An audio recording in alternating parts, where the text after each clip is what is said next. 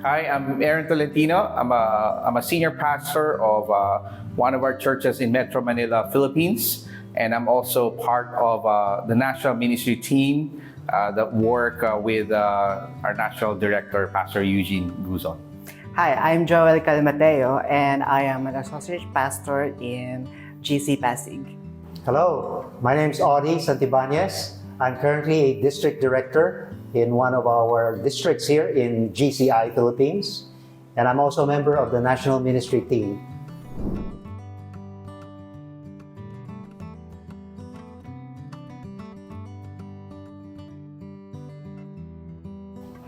Well, I went to 3 colleges, so I need to think, which college are you asking? If it's Ambassador, I love the tacos.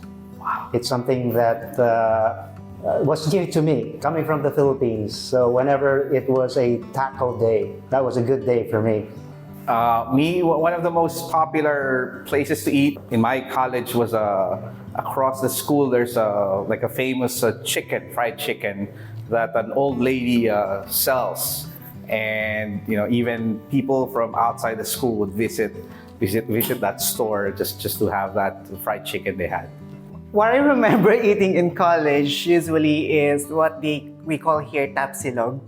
It's a combination of beef, fried rice, and fried egg. It is usually being served in the morning because usually my classes starts early in the morning. I remember there's a semester that my first subject was integral calculus at 7 a.m. So I really have to survive that.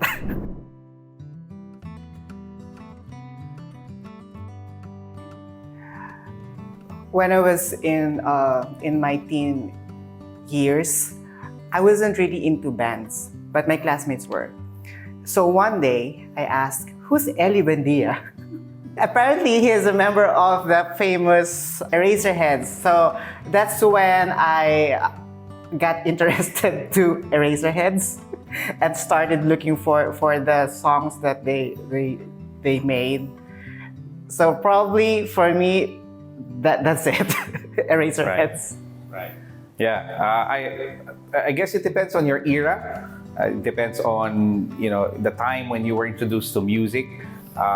Same answer with Joel. Around the high school for me, Eraserheads was the biggest band that time.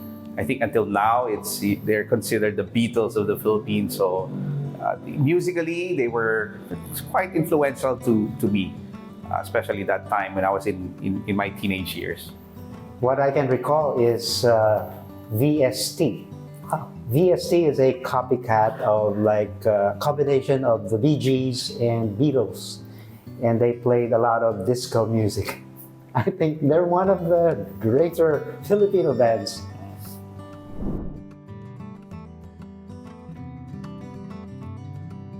My mentoring relationship with Kuya Audie officially started when I became a ministerial trainee in the pastoral I've been attending, and he became the senior pastor. Before that, he would serve in other areas in the Philippines. And so I didn't really know him. I would hear about his name. I've seen him every now and then during big gatherings in the church. But when he became the senior pastor of the congregation I'm part of, that's when I think I showed up in his radar. I became part of the music ministry. I became the youth ministry coordinator, and I became a pastoral team member. And I thought that was the time when sort of officially we've started engaging. We've started personal conversations about life, about ministry, development, and other things. But even before that, I would say we've had wonderful interactions even before that. I remember Kuya Audie, me and my friends in the church, we met him at the church office one time, and he was just asking us, the biggest question for me that time was, well, what do you want to do in your life? And that time I was at the crossroad of my life. I was thinking, well, maybe I will continue my architecture degree. I would pursue that as a profession. The other one was I was thinking maybe I'll consider a different industry, or I expressed that time that there's something brewing in my heart that I wanted to get some training in ministry so that I could help the church. So that was part of something that's brewing in my heart. But I thought that conversation, I thought that was special because I think it's the first time like somebody, like especially a church leader, just straight up ask me, what do you want to do in your life? And I was able to articulate my desire to serve in the ministry for the most part of my life. And around that time, the church wasn't hiring. We just came from, maybe a decade ago, we just came from the doctrinal changes. And therefore, even from me and my contemporaries that time, pastoring was not really a vocation. Not many young people were thinking of, maybe God is calling me to be a pastor. But that time, that wasn't part of, sort of the options for us until, for me, the question that Kuya Audie brought up, that gave me an opportunity to just articulate and express what I thought was that God was brewing in my heart. And a year after that, Pastor Audie and the pastoral team in our congregation, they saw the potential in me. They hired me to be their ministerial trainee. And I thought that was a time when, mentoring relationship became more formal and intentional. And for a few years, I basically walked me and helped me through my development until he thought he was ready. He was ready. It was time that he stepped aside, and he actually gave me the opportunity to become the senior pastor of that church. So yeah. So that's why I respect him a lot, because he opened up opportunities for people like me. Aron, you were part of a batch. You were saying contemporaries, your generation. When I became pastor of the church where you attended, you were part of a group of young people who were really active in church. It was not only you, there were several other young people who were part of the music ministry team, the youth ministry, even the singles ministry, and summer camps that you guys served as counselors and staff members. So there was quite a number of you who the church was really happy that a number of our young people were so involved in church.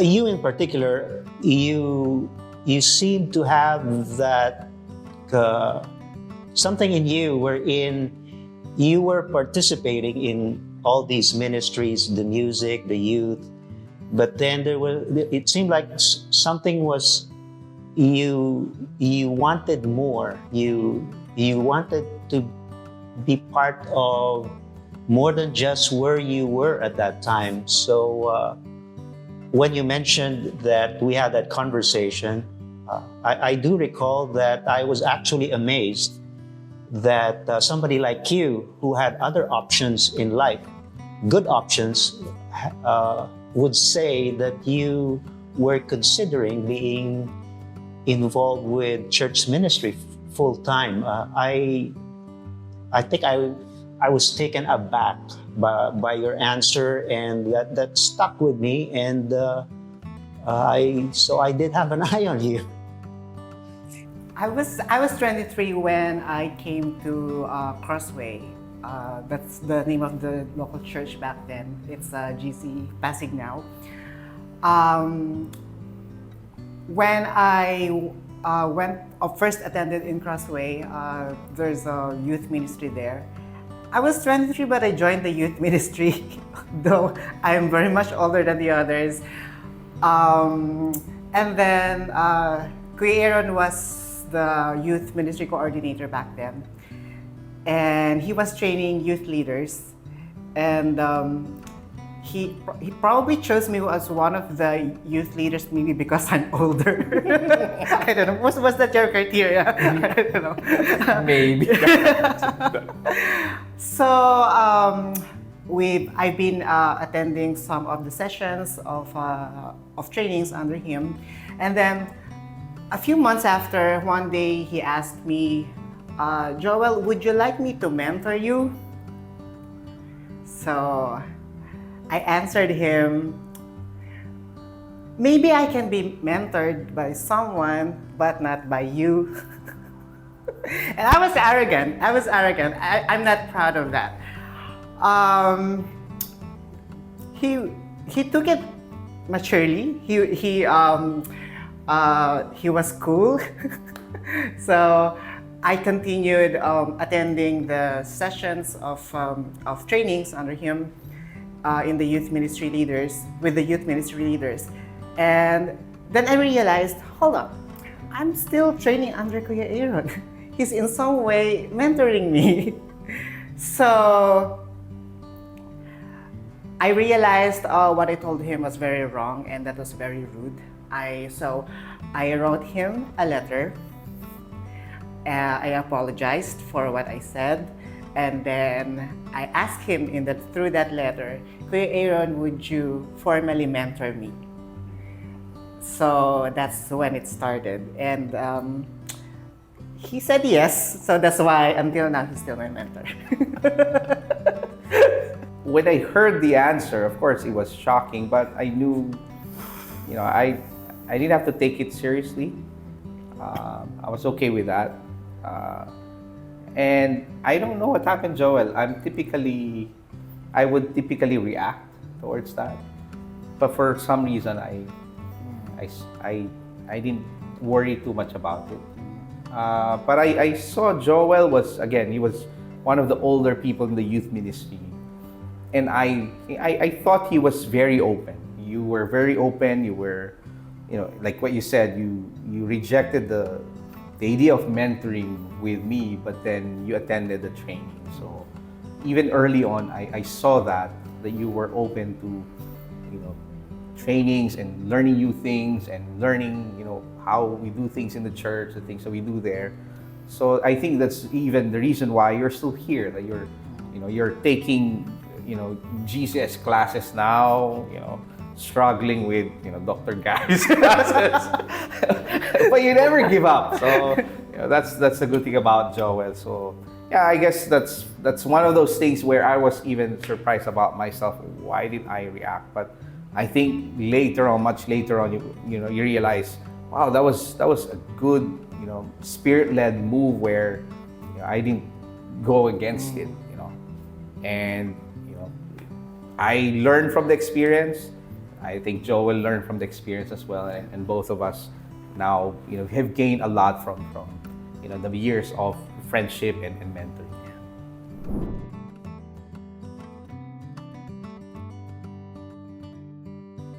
At this moment, it's good that we have the acronym FATE. We didn't have that back then, like 15 years ago, but Aron had embodied those qualities of faithful, available, teachable, energetic. He was also one that I noticed, even back in his much younger days, the things that he was involved with, he really did well. Something like whatever his hands found to do, he would do it really well. That's why he's a very good basketball player. He's a very accomplished drummer. He's a good singer. He's good with music. Those things that he was involved with, whenever he was there, he did them really well.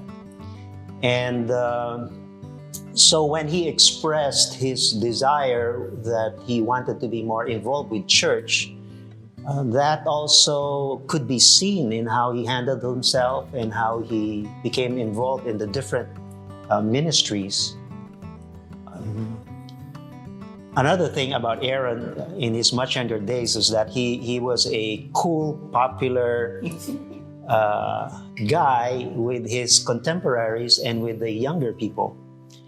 Now, being cool and popular with your contemporaries doesn't really translate to being cool and popular with the older people. So I had to work with the older people on that one. But that's something that Aron also had going for him. He fit nicely in the among his peers and among the younger people, and it was a joy to see somebody like that. He was not like a church nerd.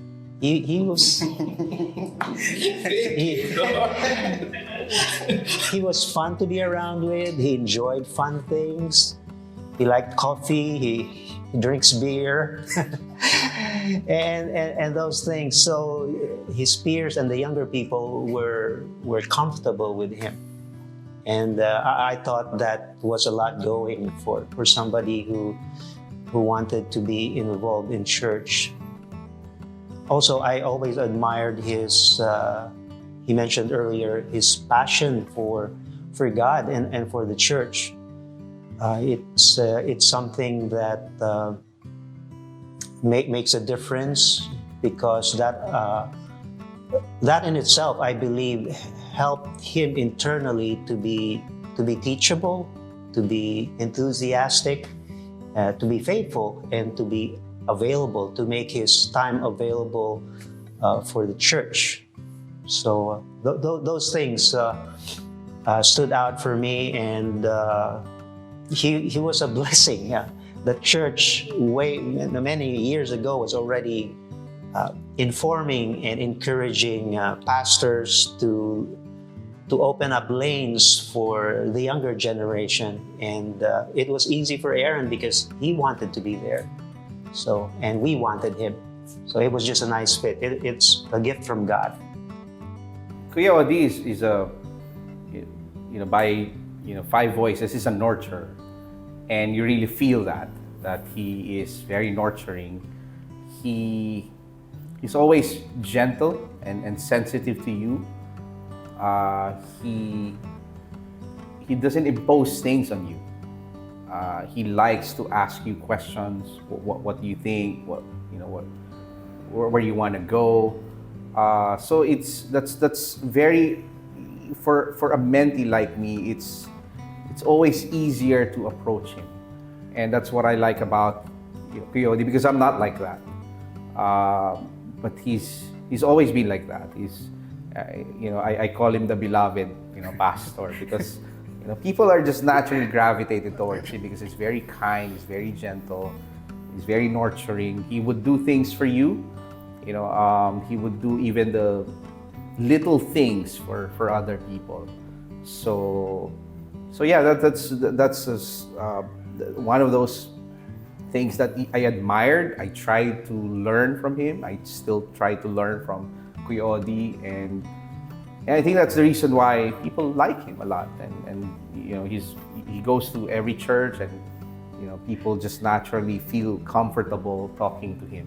So yeah, and for me as a young person in the church who's trying to find my place in the denomination, when we started having that kind of relationship, when he became our pastor, it was easy to just approach him. I remember just wanting to ask him questions, just to pick his brains. How does it feel to be a bivocational pastor? How does it feel to graduate from Ambassador College? Things like that. I would ask. I don't exactly remember the questions, but just to pick his brain. I was just interested about his life as a pastor, his life as a father, as a husband. So yeah, it was really comfortable just being with him and asking questions, and even spending time with him. You could drive through his province, and you make a phone call, Kuya Audie, can I pass by? He would do that for you. And then before you arrive at their house, he already brought some ice cream and food and stuff. So he's very thoughtful in that way. He thinks through a lot. So, and that's what I appreciate about him. I'm an insecure person, and I didn't believe in the gifts that God had gave me. But somehow Kuya Aaron is someone who can see that I have the skills. So he's the person that who would push you a little so that you would do it, and then you will see that you can do it. So that's how that's the person he is to me. He constantly pushed me a little so that I would see that I can do it. So that in that way he helped me to believe in myself, to have confidence about the skills that I have. That's how he is to me. And also, Kuya Aaron has a gift of sharing his visions that in a way that you would feel compelled to join him because you will get inspired and you really want to join the team, you want to be involved. So that's his gift. Also, he's the person who didn't give up on me. There was a time that I took a break from church for some months, and so I didn't attend church for several months. And he occasionally called me just to ask how I am, without talking about church ministries. So that's when I saw that he's not concerned about just my participation in the ministries, but he's also concerned about my personal well-being. So with that, I see the authenticity of him taking care of me. So that's when I learned that, really, Kuya Aaron really cares for me. So, and he was patient with me, he was understanding with me, and that actually helped me to go back to church, knowing that someone really cares for me, someone from the church really cares for me. So, Kuya Aron and I has a relationship more than church mates, more than co-ministry workers. We're friends. I consider him as my brother. So basically, he penetrated my personal life that we are more than just church mates. God has been transforming me. And if I look back who I was in 2006 when I first came to Crossway, there's a big transformation if I compare with the Joel who you see right now. And a lot of that is because of Kuya Aaron's participation in God's work in my life. He became my moral compass that before I date someone, I would think, what would Kuya Aron say about this? If I post something on Facebook, I would think, what would Kuya Aron say about this if I post this or that? Participating in God's work in my life, in my transformation, equipping me to do things in ministry, and also the things I've learned in ministry, which he taught me, I was able to use them even in my workplace. So, which helped me really a lot in my career also.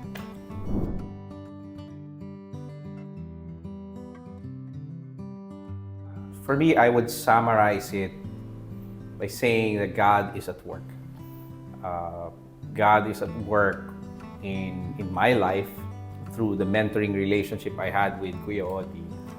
I've learned a lot, and I'm still learning a lot from him.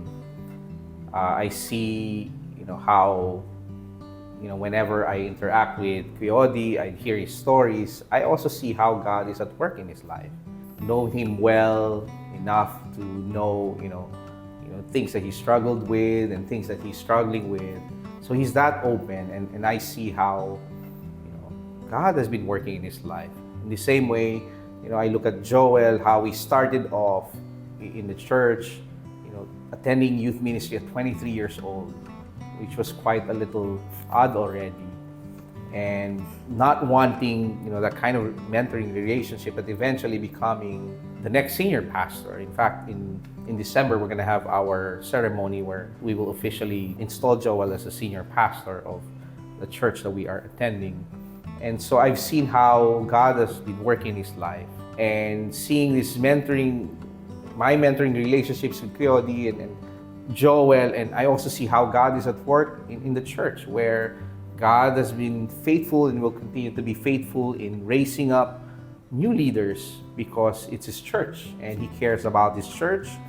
Our church finds security in Him, and therefore He is faithful to provide whatever we need, including young leaders that God is raising up to be part of the greater work of the body of Christ. So that's how I would summarize it. My relationship with Aron is one of those things that when I look back and I continue to see is one of those success blessings from God, wherein the work of our hands has been blessed by God and it has borne good fruit. And that is embodied in who Aron is, not only in the past, but until now, and what we see in the future for him. So that brings a lot of encouragement that the experience, I cannot take responsibility that things worked out the way they worked out, the beautiful things that have developed. I cannot take credit. Many of the things that we talk about, I did not intentionally plan or had a certainty in what I was doing. But then when I hear the stories, it just confirms that God had to be there. The grace of God is what stands out as we see the different pieces come together. Only God can put those pieces together. I couldn't. On his own, Aron couldn't, or Joel. So those things is an inspiration. It's a joy to see that God would allow us to have a glimpse that that's how He is working with each one of us. And that's how He is involved in church. One of the things that I experienced with the church where Aron was, still is at this time, is that there came a time wherein I was not tired of pastoring the church. But a time came wherein I felt that God was telling me that it was time to move on. That was a strange feeling for me because all my church assignments as pastors before, I was told to move. I was asked to move. And there were reasons for those movements. And the church office decided that. But during the time in the church where Aron was, I felt God telling me clearly that it was time to move. And initially, that was challenging for me because it was the first time I was experiencing something like that. And so I struggled with it. I fought against it initially. But eventually, I realized that there was really some clarity and confirmation that God was telling me it was time to move on. And dovetailed with Aron being there and him being identified and affirmed by the pastoral team. So that part in my Christian life is significant for me because God was speaking to me at a certain point. It was time to move on. That particular time, God was working with me and helping me in how He was shaping and taking me in this life. And when I finally caught on with what God was what was doing in my life, it was such a freedom to focus on Aron. And I felt that by God helping me in what He was telling me to do personally, it equipped me to focus on Aron. And that's where actually I remember significantly that I really wanted the best for Aron. Even my heart opened more that he is my friend, and just that season became wonderful for me in the mentoring time because it gave me the freedom, it gave me the equipping, and it gave me the hope and the confidence that God was there and God was helping us through that transition. But looking at our mentoring relationships, me with Pastor Audie and Joel with me, I think part of what made it work, of course, everything we credit it to God. But part of, humanly speaking, what made it work is because of the congregation that we are part of. I'd like to say that, we in the congregation we are in, there's just that openness to younger leaders, those people who are inexperienced, diamonds in the rough, and they're willing to invest in those people. I know it because, when I started out, I could say I was, really a diamond in the rough. I was rough around the edges. And with the mentoring of Audie, but even the openness of the church, but they were willing to, sort of buy in and invest in somebody like me. And I think it's the same with Joel. You can say he's been in the ministry for many years, but he has not been a pastor, until maybe a year ago. Mm-hmm. And he's going to be the senior pastor in January 2024, and it's going to be a first time for him. And there's going to be a learning curve, the way I experience it, and Joel will have to go through that. But I think we have a church that's really, they're open to that. Mm-hmm. They're willing to see, how this person can grow, and they're willing to give a space for young leaders to make mistakes, and to be gracious to them, and to allow them to learn from those, experiences. So I think that's part of, I think that's an element that's maybe not seen in our stories, but I want to give credit to the congregation that we're, historically we're part of. So, if they're listening, I'd like to thank them. So Yeah, I would like to add to that. When I went to this local church in 2006, I wouldn't go back if I didn't feel the love of the local church. It will take a congregation to nurture someone. One pastor cannot really do it alone. So I felt the love of the church, for the church being a safe environment to learn. That when you go up there in the stage, you can make mistakes. People are gracious, and they will forgive you, and they will encourage you. They will not give up on you. That's why even if you are going to take bigger responsibilities, you will not be scared, because you know that the people are also supporting you. They are not on the other side. They are on your side as well. So I think, I echo what you said, that I love the congregation that we are in. It helped me to grow, and it helped me to be confident and be willing to do more, because I know that they are supportive of me. Right. So, thank you, pastoral team. thank you. Thank you to the older church leaders. Thank you to the younger church leaders.